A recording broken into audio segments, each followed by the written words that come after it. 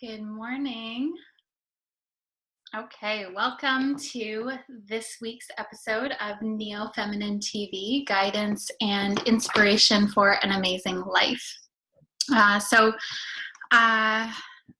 good morning. And I just realized that I left my headphones in my purse. So this is the joy of live broadcasting. Stay tuned. Hang on one second.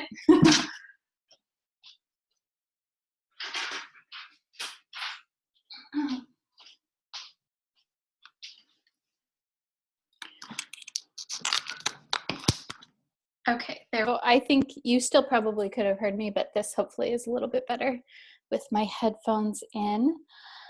So I'm really excited to talk about today's topics. Today we'll be talking about boundaries, priorities, and courage.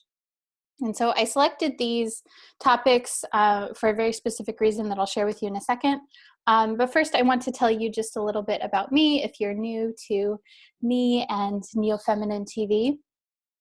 So I'm an astrologer and a counselor, and I like to do things like this where you don't even need to necessarily know about the astrology of the moment, where there can be some level of guidance and inspiration based on what's happening for you at this point in time. The purpose of Neo Feminine TV is really to share topics that are relevant for the time when I'm recording, so for the time today, which is March 15th, 2018, but also just topics that have been coming up for me recently and that I've seen as a pattern for other people in my life too. So you get, through this, my hope is that you get a little insight into things that are relevant for you because it's relevant based on the astrology, but just things that are relevant at any time. And a little insight into my life as well. So that being said, I wanted to talk about these topics, boundaries, priority, and courage today because these things have been coming up for me recently. And at this point in time, we're moving into a new moon in Pisces and Mercury retrograde. And so these issues, although boundaries are important at any time, priorities are important, courage is important, it feels especially relevant at this point in time. So that being said, I want to dive right in. And so I want to talk about boundaries first. And I want to share with you a story of something that happened recently in my life that challenged my boundaries a little bit or just made me notice it. And so I've been having a lot of different little synchronistic events around shaping up my boundaries. And this can look, when I say boundaries, what do I mean by that? Boundaries is that feeling of saying, okay, this is where you end and I begin. And so the skin is a physical boundary, but it's also an energetic boundary as well, because there's this feeling of saying, okay, this is okay, or this is not okay. And we're always renegotiating our boundaries every single day, every single moment. We're renegotiating our boundaries by allowing people to come towards us, either physically, energetically, emotionally, and then saying when to stop. And so I've been thinking about this a lot, especially with all of the sex scandals that have been coming out in the Hollywood industry, and even women coming forward and saying that, that aren't in that industry, saying that they've been in situations where they felt uncomfortable saying no, within when there is intimacy happening with another person. And I think that it's a complicated issue. The concept of consent and when is a sexual act, when is it consensual, when is it not, what are the, what are the literal cues, and then how can a person be attuned to when someone is not saying no, but they're not saying yes. And so I think that it's a topic that deserves a lot of conversation. And I think a piece of this is I would really love to see a strengthening of boundaries for everyone, but especially women, because I think that that's a big part of this piece is that when boundaries are problematic or when they're weak, a person has a hard time saying no, or they feel bad for saying no, or not even saying no. They just feel bad for not saying what it is that they want. And this can manifest in so many different ways, not even, regardless of sexual intimacy. So I want to share a story with you. So I work part-time at a little salon. I work at the front desk.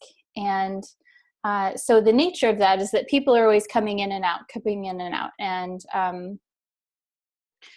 I never really know what kind of person is going to be presented in front of me at any point in time. And some people are more pleasant than others. Some people are harder to handle than others. And some people are great. And so what I find is through this job, but just because of all of the jobs that I've had throughout my lifetime, there are some people that will come in and I feel them like leaning in too much. And when I say that, I mean like sometimes they'll physically come too close to me, and sometimes it just feels like an inappropriate comment to said or something like that. Like I've had when I'm there at this salon and other places too, I've had people make comments on, what I'm wearing or something like that. And sometimes it's fine. And other times it makes me feel very uncomfortable. And so I think this is a boundary issue because it's like sussing out, okay, when do I say something? When do I not? And how can I say, how can I resolve the situation so that I don't have to feel uncomfortable, so that someone else can feel comfortable doing what it is that they're doing. And so a man came in this past week, and it was actually a relative of one of the stylists there. And I hadn't met him yet, and he came in and he was talking to some of the other stylists, and he looked at me and he said, "Oh, I haven't met you before." And when he did it, he stepped very close to me, like way inside my space bubble, especially for a person that I had never met before, regardless of sex, whether he's a man or woman. I had never met him before, and he was like really close to me. And I said, "Oh, hi, I'm Shauna." And I stuck my hand out to shake his hand, and I stepped back to do that. So my hand is in between us. And we shook, and I said, we said hello. And then he asked me a question, and then he stepped in closer again. And so I answered his question, and I took a step back to create more space between us. And then he stepped in again, continuing the conversation. And so at that point, it was fortunate that I actually could stand. I moved behind the desk that was the front desk so that it created like a literal physical barrier between us. And then it was fine. And, he had other things to do, so he left. But it was a really interesting interaction because some of the girls at the salon noticed that I felt uncomfortable. I was visibly uncomfortable. And I was annoyed at him for making me feel uncomfortable, but I was also wondering like, wow, what should I have done, or what could I have done differently in that situation to create a better boundary? And to be honest, I don't know that there's anything that I would do differently than I had already done. I think that I gave several physical cues, but it just made me think how uncomfortable I became because someone was just physically too close to me. And I've had other situations, again, where someone said something that made me feel uncomfortable. And that is a little bit trickier, I think, because it requires thinking on your feet and responding in a way that said, depending on the situation, that says, "Hey, I'm uncomfortable. Please don't inquire more about me in that way." And so I think that another piece of this is that it's not always necessarily about the the physical response, like stepping away. I think sometimes it's more of a mindset too. And I think that we need both. I think that we need, in order to create healthy boundaries, we need, okay, what is it that I can literally do when someone is encroaching on my boundary? And also, what are different subtle things that we can do on our own to build up this sense of strength, so that our boundaries are more resilient when we're out in the world. And so I wanted to read to you a quote that I like so this is from Belinda Davidson.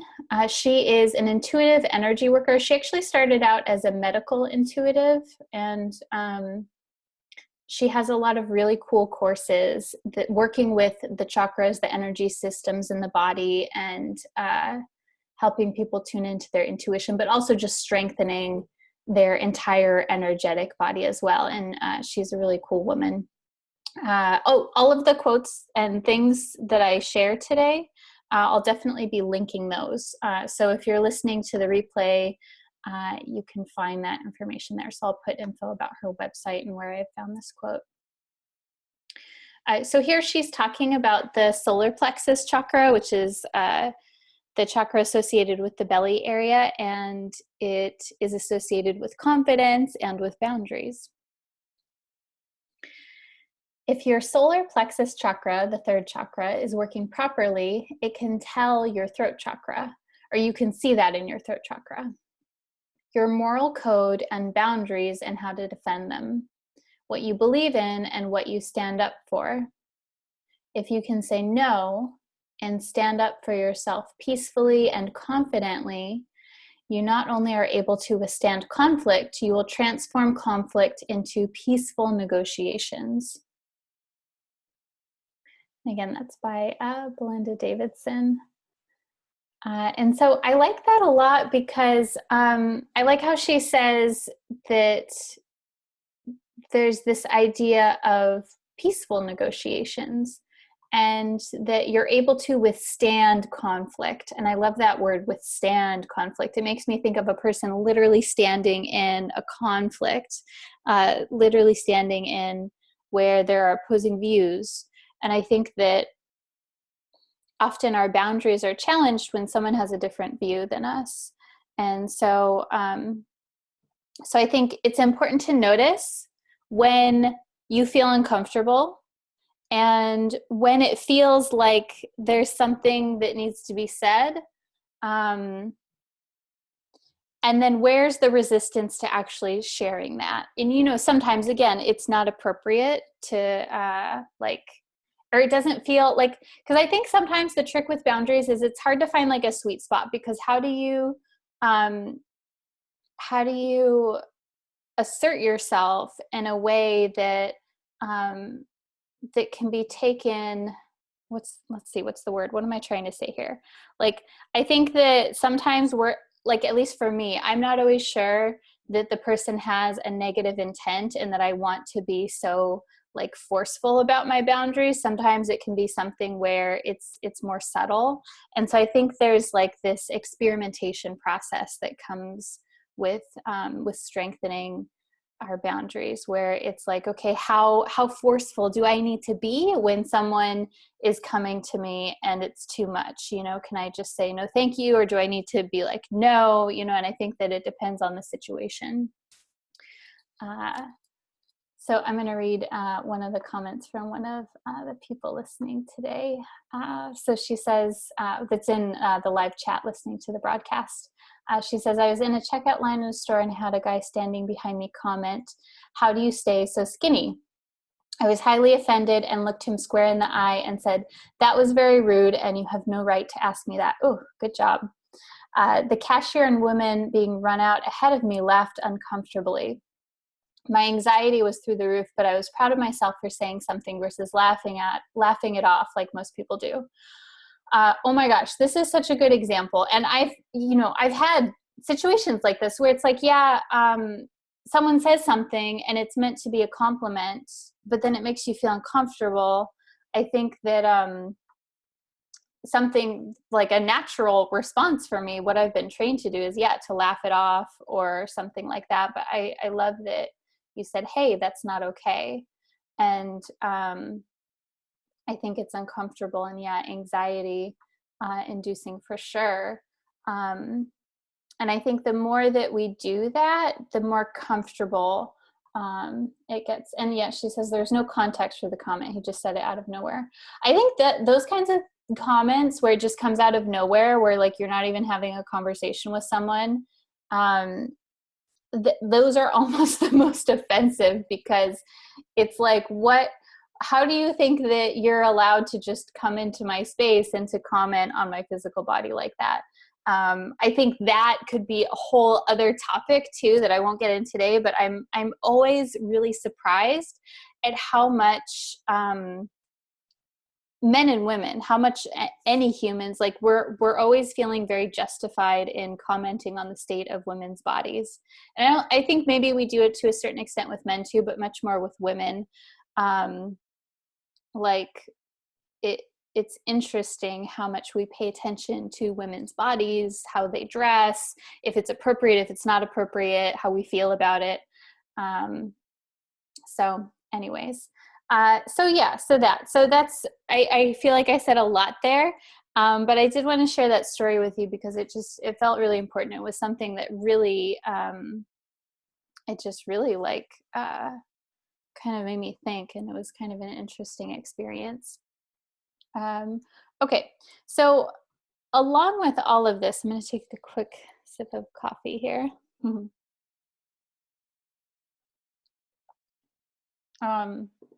So I think another part of this that I want to segue into is priorities. And when I say priorities in this context for today, I want to talk about prioritizing your inner experience versus outer circumstances. And I think this goes along with boundaries and with courage as well. Because very often we'll have internal experiences, we'll have gut feelings, we'll have intuitions. And if those intuitions are inconvenient, or we don't want to have them for the moment, then we can kind of like override those based on what should, air quotes, should happen. And so I think this goes along with boundaries, because if you're in a situation where you feel uncomfortable, or you're in a situation where like even just you want something, like you order some food and it comes the way that you didn't want, like you ordered no tomatoes and they brought tomatoes, and then all the tomato juice is like on everything, and you're like, shit, I didn't want any goddamn tomatoes. Do you send it back, or do you just begrudgingly eat it and be really annoyed?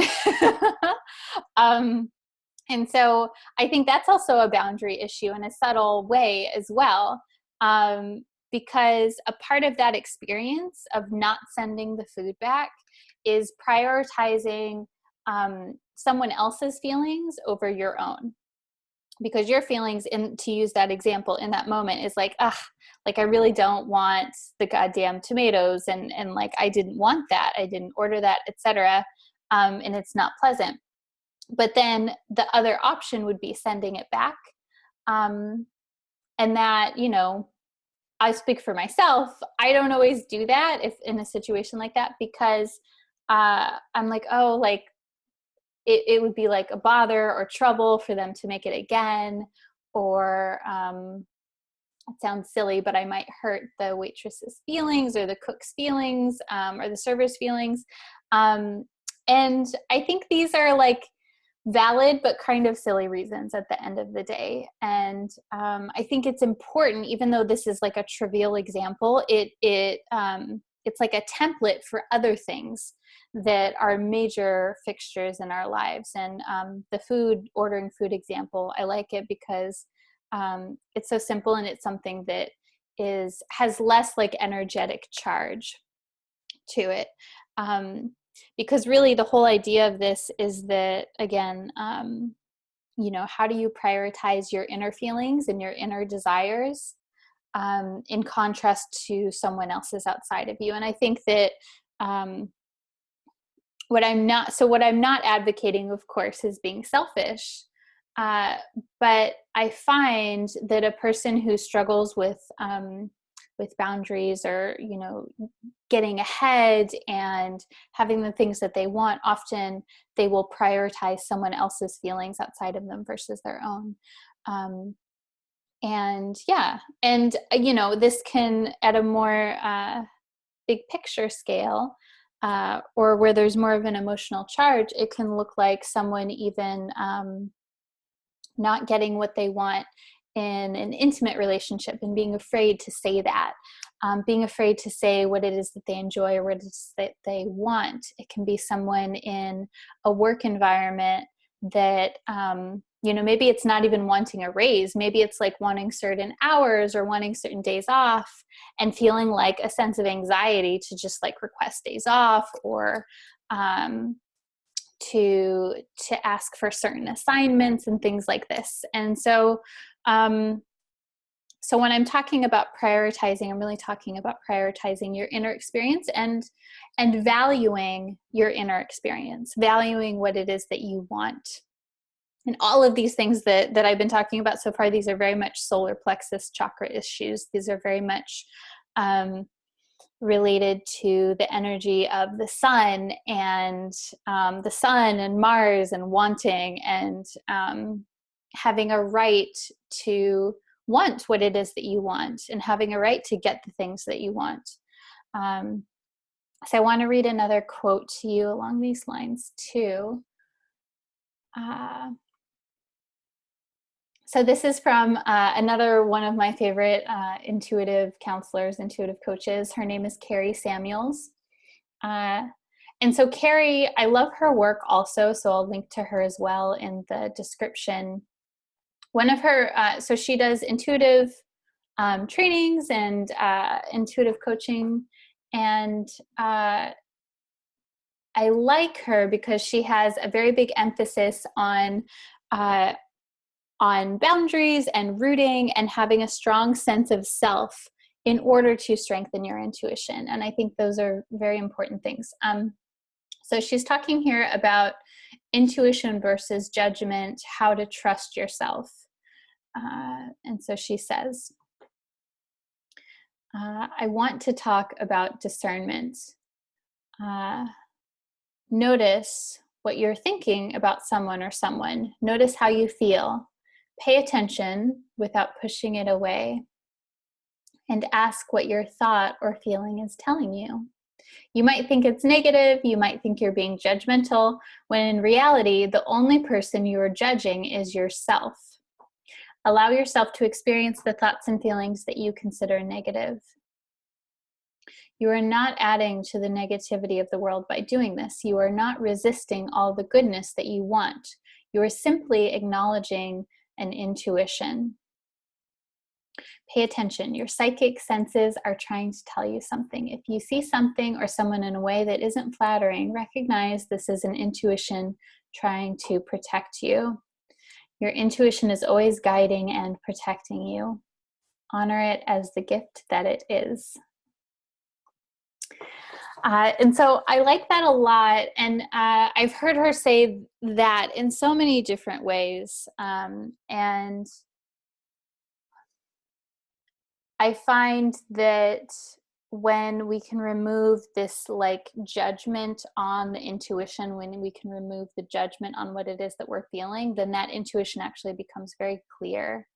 And so that's something that I want you to think about, is when you do have an intuition or when you have a want, how do you respond to that? How do you allow that to come into being? Do you make room for that? Do you allow for that to happen? And if there are situations in your way that are like blocking that, how do you say, this is what I want? And I think there's a very kind way to do that. Like the Belinda Davidson quote said, we can be in this, we can have conflict and have it be, actually have it be peaceful and have a sense of equanimity as well. So that's what I want to say about that. And then the last piece that I want to talk about today is courage. So this is related also, of course, right? Because it takes courage to listen to yourself. It takes courage to say the things that you want to say. And so I want to read regarding courage. I actually found this, this popped up last night on my Facebook feed. I follow Clarissa Pinkola Estes, and she will post on her Facebook these really long and beautiful musings that she has. And this one last night actually happened to be about courage. And so I want to share that with you.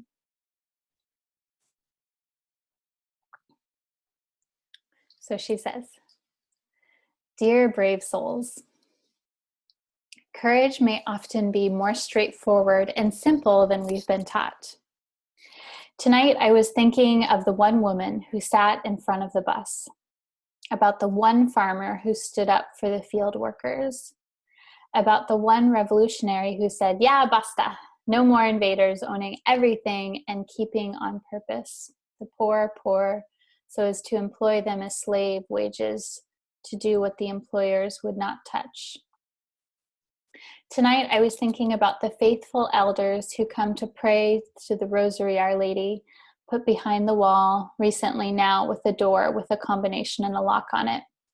So Our Lady cannot be visited at any time unless the mirthless, lip-bitten, insulting keeper of the combination lock will let the so humble and devout old people in to pray.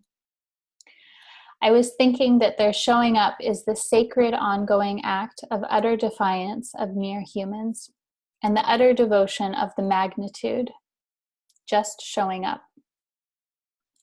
I was thinking of the artist in Cuba who, under the cruel embargo, has no art supplies. She cut down a dead tree with a kitchen knife. It took a long time, but she harvested the wood into strips and made stabs, which she glued with homemade glue, fabric from old faded Afro-Cuban cloth of the grandmothers, and thus sold her beautiful fans in the streets for a decent amount of money. I was thinking of the children of my nation who've planned a walkout today for 17 minutes to commemorate the 17 children murdered at the school in Florida. Florida, the place of abundant flowers so named, as are our young. I was thinking that some adults in charge are questioning whether a young adult of school age has the right to leave school without being punished for unexcused absence.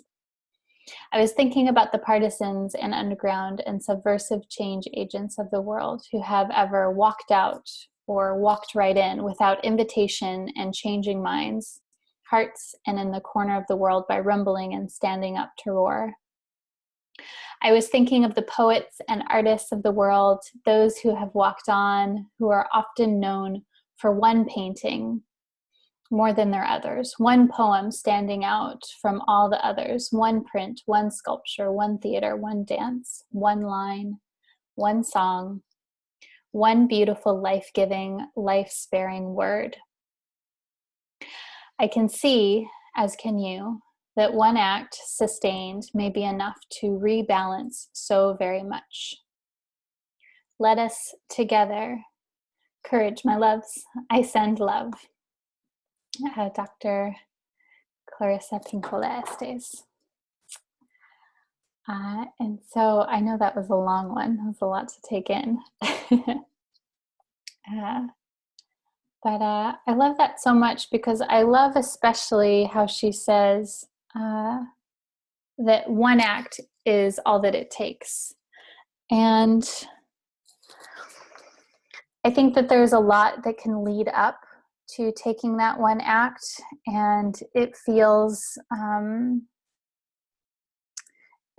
so important to have that foundation of prioritizing your inner experience, prioritizing what it is that you feel is right and is just, regardless of the priorities of the person in front of you or the system in front of you.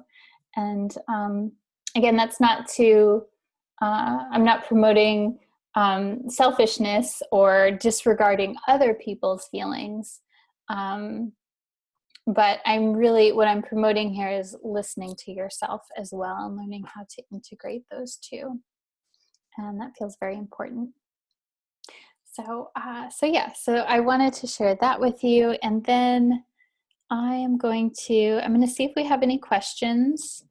So if you're listening live, you can submit a question if you want in the chat. And then I'm going to check Facebook and Instagram. I don't know if we got any today. And then I will pull a guidance card for us as well. Okay. And so, also one thing that I want to, that I would say, kind of like an action item, so to speak, for these topics is I would suggest doing a little meditation or a little reflection with yourself on something like what are the state of your boundaries now? Is there something that that you feel that has been like that you've wanted or that you haven't been able to ask for? And what would it look like to get that? Like, what would it look like to have a firmer sense of putting that forward, or even just like a firmer sense of valuing what it is that you want? I think sometimes a lot of this, it doesn't even have to be like an overt action. It can be more just knowing that it's okay to want what it is that you want. And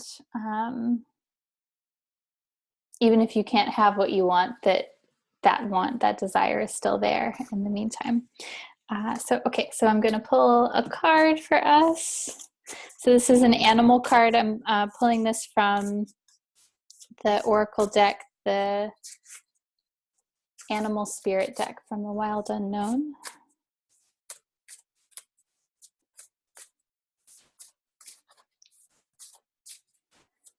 And so this is just guidance around these topics: boundaries, priorities, and courage.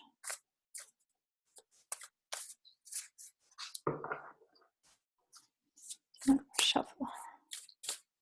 Okay.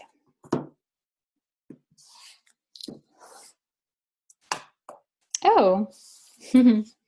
Okay, so I pulled the Gazelle. So I'll hold this up for people that are watching the video, and I'll describe it if you're listening. So the Gazelle, it's this really beautiful gazelle that's actually like sitting, like it's on the ground, but it's got this it's looking dead on, straight forward, and it's got these really beautiful eyes and horns, and its ears are like upright, and there's this really beautiful sun in the background that has orange and yellow, beautiful blend of colors. So the gazelle this is an interesting card because the gazelle is known for speed and for action and for like jumping into things. The gazelle in general, that animal, is very dynamic and light. Like there's a sense of momentum and doing. But what I think is very interesting about this card is that this gazelle is not gazelling. It's not like jumping in this card. It's actually still, and it's actually just sitting there. But there's a certain intensity of the stare. It's not just like relaxing. It's like alert and ready to move. And so, what comes to me with this card is like being ready to spring into action, and looking for the right moment to do so. It makes me think of those little toys where you turn it and then it goes, like you turn, there's like a spring or something like that. It makes me think of like getting the energy ready and like reeling everything in and pulling your energy in and getting like a certain sense of momentum going so that when the moment is right, you can leap into action. That's what I'm really getting about this card. So I'll link a little bit more to this in the description as well. But I'm curious on, what resonates with you on that. What do you think about that? And what comes to mind, especially if you're watching this video and you see the image. I think that there's a lot of power in seeing the image and noticing what it is that comes to you through the visual. So that is really cool. Okay, my dears, I think that is pretty much all for today. I want to make sure I didn't miss anything. So yeah, I think the biggest takeaway that I would say for today is to notice where it is that you want, what it is that you want, and how can you allow more of that into your life? How can you just be okay with what it is that you want? Sometimes it's easier said than done. So where can you find me if you want to connect with me more until the next Neo Feminine TV? You can find me on Facebook, Instagram, and YouTube under Neo Feminine Astrology. And then the next Neo Feminine, let me give you the date. So I do these every single Thursday at 9 a.m. Pacific time. So the next one will be Thursday, March 22nd at 9 a.m. Pacific. And if you want to listen to any of the replays, if you want to listen to previous episodes of Neo Feminine TV, you can find that on iTunes or Facebook. And again, I'll have all the information below. So I'm wishing you an amazing weekend, sending lots of love, and I'll talk to you soon. Namaste.